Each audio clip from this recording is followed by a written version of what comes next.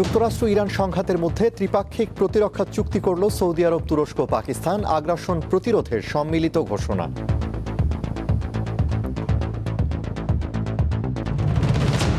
শৃঙ্খলা আনতে রাজধানীতে এআই ক্যামেরা ব্যবহারে হচ্ছে স্বয়ংক্রিয় মামলা। ধরাছোঁয়ার বাইরে থাকছে অনিবন্ধিত চালক ও যানবাহন।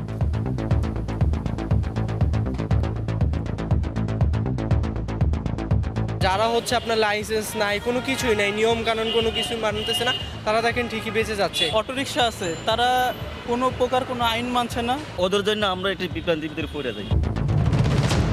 ইলিশের স্বাদ গন্ধ ভুলতে বসেছে বাঙালি। নিম্ন মধ্যবিত্তের পাতে ইলিশ জোগানো দুঃসাধ্য। উৎপাদন বাড়লেও দাম নিয়ে চলছে নৈরাজ্য।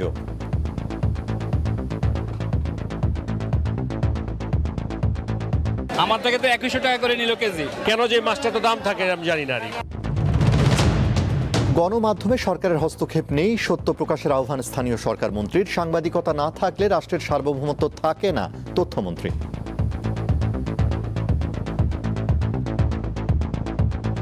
আমরা খুব দ্রুত এরকম একটি টেকসই এবং গতিশীল, দায়িত্বশীল, সর্বোচ্চ স্বাধীনতা ভোগকারী গণমাধ্যম প্রতিষ্ঠা করতে দৃঢ়প্রতিজ্ঞ।